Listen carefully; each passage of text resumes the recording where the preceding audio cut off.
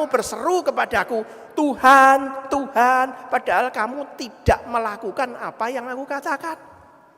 Benar Tuhan, Tuhan, Tuhan, Tuhan. Tapi engkau tidak melakukan apa yang aku katakan.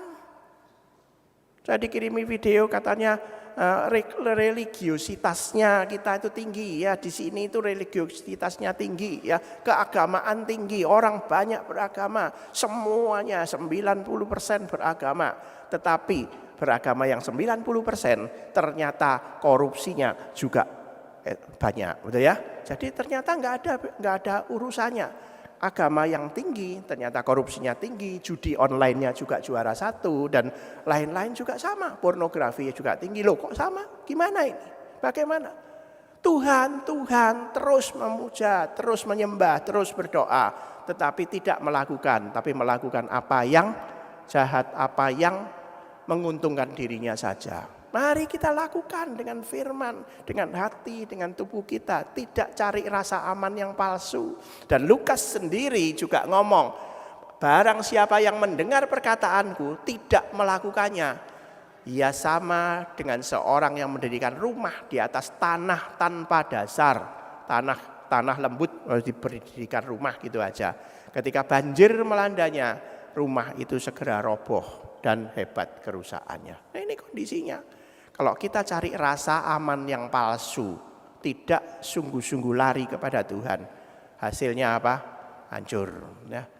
Kebenaran di masa depan gimana? Yang sekarang sudah ada gimana? Orang benar tanpa duit bisa kalah di dalam persidangan, betul ya? Seringkali kondisi. Apakah begitu? Di gereja apa begitu? Mungkin. Pengaruh orang yang berduit dan pengaruh orang yang tidak berduit, entah ini benar atau salah, pasti kalah, ya. Dan orang Kristen yang mengikuti dosa dunia itu kadang-kadang dominan, lebih kuat, ya. Berkat itu seringkali dipikir sebagai duit dan kemakmuran, ya. Yang berduit lebih menarik, lebih banyak pengunjung, wah ini berarti lebih bagus, ya. Kenapa kok aliran gereja itu begitu banyak sesudah reformasi? Karena semua mikir alirannya sendiri, nafsirkan sendiri. Aku nggak cocok mbekon, aku tak buka dewe. Aku nggak cocok mbekon, aku tak buka dewe. Akhirnya jadi berapa? Banyak berang banget. Seluruh dunia ada 33.000 aliran Kristen. Di Indonesia sendiri ada 100 aliran Kristen. Ada yang nanti bertumbuh secara radikal ekstrem, ada yang moderat liberal ekstrem. Kan di dalam Lukas 6, setiap orang yang datang kepadaku dan mendengarkan perkataanku serta melakukannya, aku akan menyatakan kepadamu dengan siapa ia dapat disamakan. Dengan siapa? Ya sama dengan seorang yang mendirikan rumah. Orang itu menggali dalam-dalam dan meletakkan dasarnya di atas batu.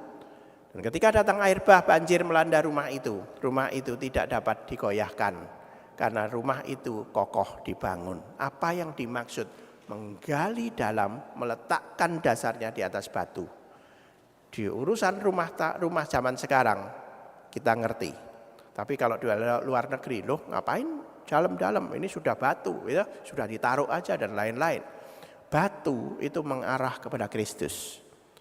Dasar itu mengarah kepada Kristus. Tidak ada orang yang bisa meletakkan ke dasar lain kecuali kepada Kristus. Dasar atau akar itu adalah Kristus. Ya, kalau di dalam Wahyu nanti bisa dicari ada aku adalah tunas. Dan kata tunas, Yesus mengatakan aku adalah tunas. Dan tunas itu dalam bahasa aslinya adalah riso. Riso itu adalah akar. Kalau kita meletakkan bangunan kita di atas Kristus, Kristus akan menopang kita dengan kuat-kuat. Kalau kita punya akar yang adalah Kristus, Kristus itu akan mencengkeram kita dengan kuat.